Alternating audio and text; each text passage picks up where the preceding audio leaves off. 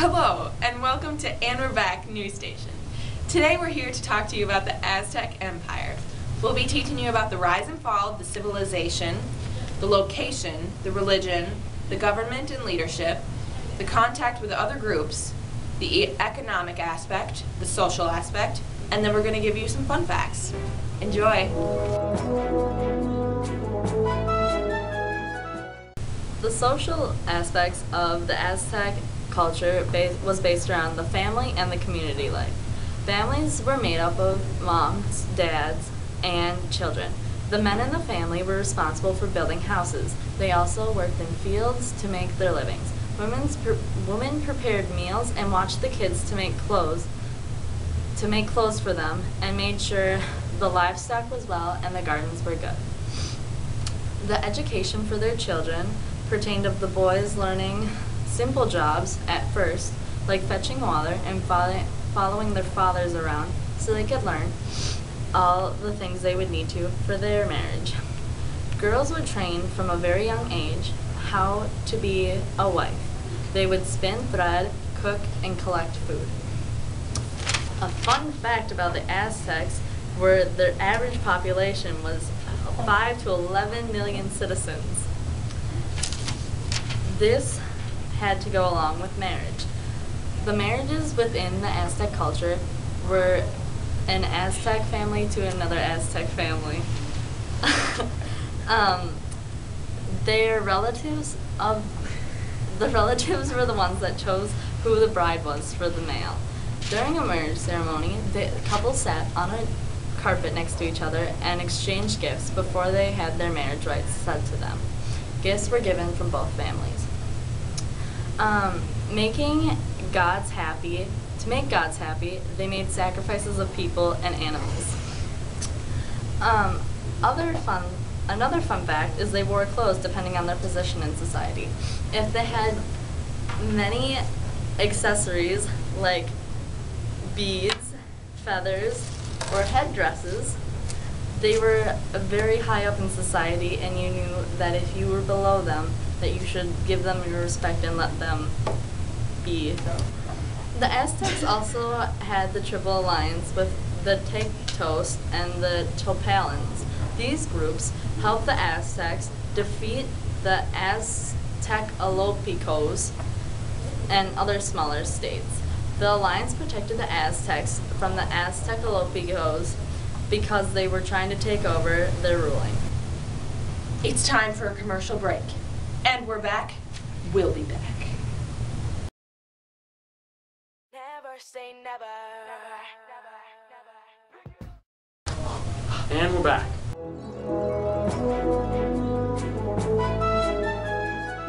In 1428, the leader of the Aztecs formed an alliance with the Texocans and the Tacubans to defeat the Tepanec.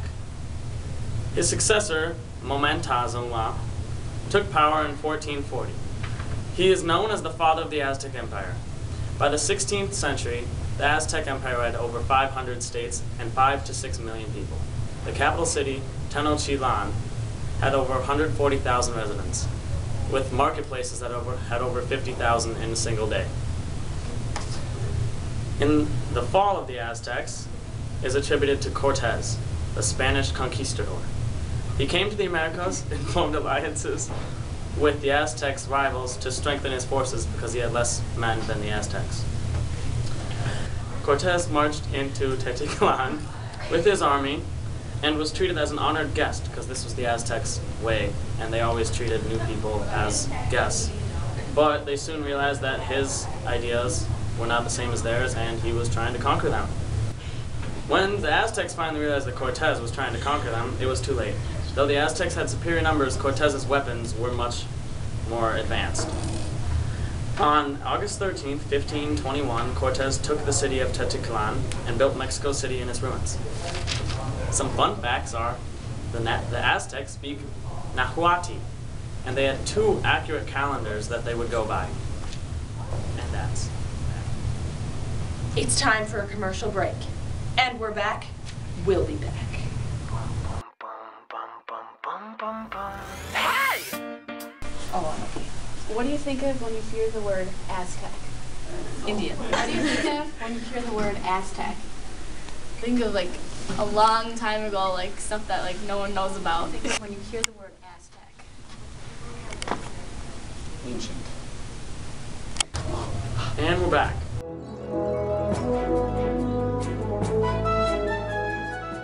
Aztec culture was remarkably close with North American Indian ways of life, actually.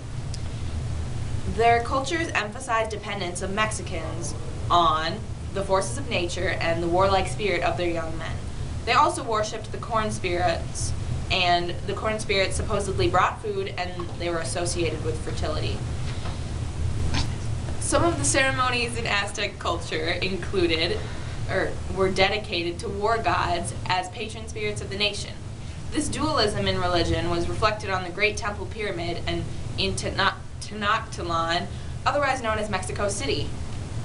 At the top of the building was a double temple, and one half goes to Huitzilopochtli, which was the war god, and the other half went to Tlaloc, which is the rain god. Aztecs believed that the earth was flat and that above waters and Wonderworld, a flat earth stood in the great ocean that extended to the domes of the sky. Now comes the important part of religion. Their main lord was called Two-Lord, and his real name was Ometecuhtli, I think.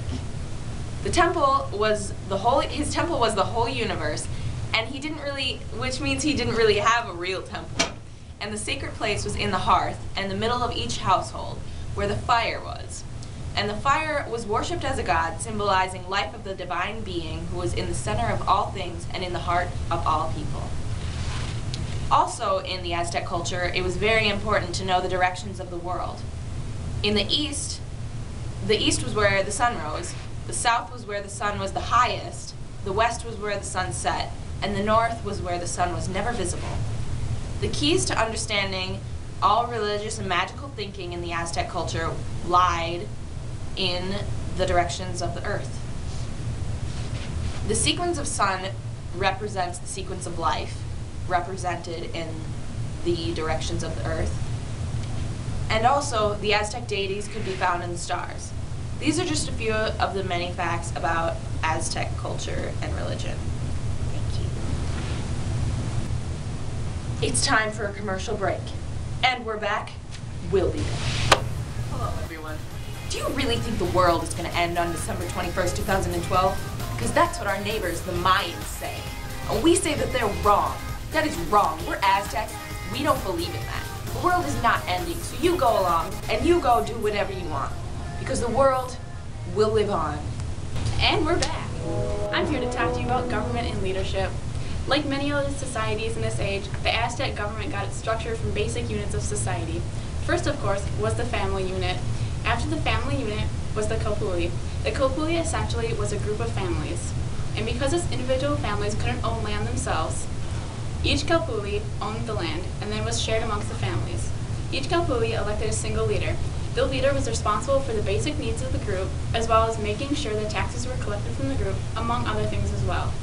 The leaders from each kopuli then came together to form a city council. The city council held a lot of the power within the Aztec government. In each city council, there was one executive council. 4 members of the city council were chosen to be a part of the executive council. Out of the 4 people, 1 was chosen to be the Talkani, or the leader of the city. Every person elected to be part of the government structure was not only obligated to take care of the city, but also everything in the city's surrounding area. The highest position was the emperor. He was elected from the royal lineage, a council made up of priests, warriors, and nobles. The reign of an emperor was passed from brother to brother before it was passed down the generation. There was 11 total emperors in the Aztec Empire. One of the most important governmental alliances happened in the year 1431. This alliance was called the Triple Alliance. The Triple Alliance was formed between 3 of the Aztecs' most important cities. These cities were Tenochtitlan, the capital city of the Aztec Empire, Texcoco to the east, and Tlacopan in the north. The alliance between these 3 cities made up the Aztecs' dominant rulers of central Mexico. This alliance helped with many aspects of life, such as trade, protection, and expansion. That is out.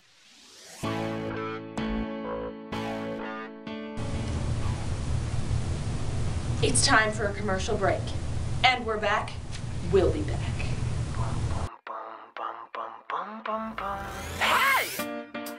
What do you think of when you hear the word Aztec? I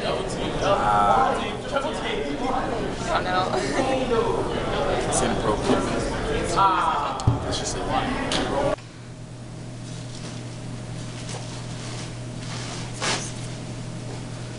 Anything. Aztec and ice cream. Ice cream. What do you think of when you guys hear the word Aztec? And we're back. I'll be talking to you today about the Aztec society. Even though Aztec society became very urban, their economy was based mainly on agriculture and trade.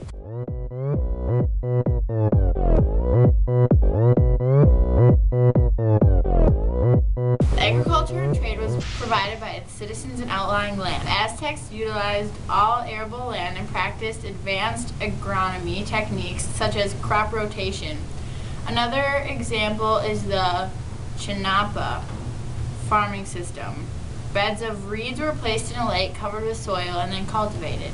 The market was where farmers and craftsmen presented their goods to about 60,000 village and city residents a day. Goods were bartered as there was no known currency. There was also evidence of trade with other Mesoamerican cultures. Merchants traveled via rivers and the Pacific to the lands of other tribes. Aztec society was based on a hierarchy of 4 classes. On the top rested the nobles, then the commoners, then serfs, and finally the slaves. Commoners, mainly farmers, were the majority of the population. The serfs lived and farmed off the land of the nobles. The slaves were treated as property, but unlike in European society, slavery was not racially based.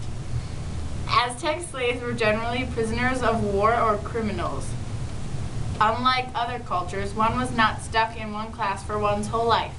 One had the possibility, mainly through bravery in battle, to rise through the ranks, even if one was a slave. As the population grew, the economy of Tenochtitlan depended on high levels of economic support from surrounding areas. A large number of the city were farmers. The highest levels were between 100,000 to 300,000. At least half the people left the city in the morning to farm and would come back in the evening.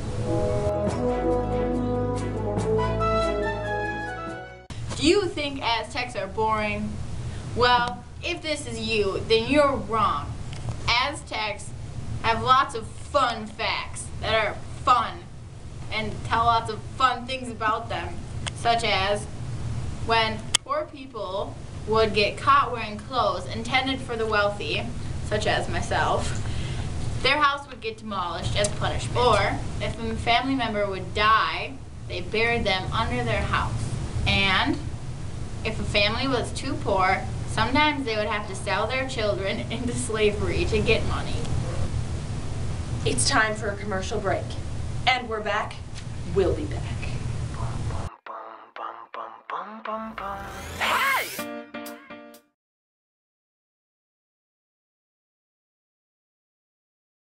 What comes to mind when I say the word Aztec? Isn't that like an SUV? Yeah, no. No, it's not. I'm sorry. Any other guesses? Sedan. You're getting warmer. It's like a Mini Cooper.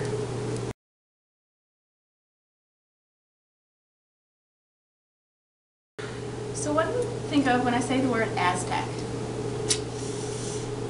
Is that like a technology company in Arizona?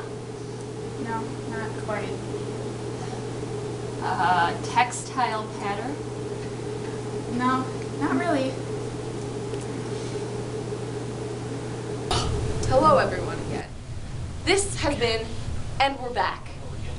Good night, Mexico City, and have a great day.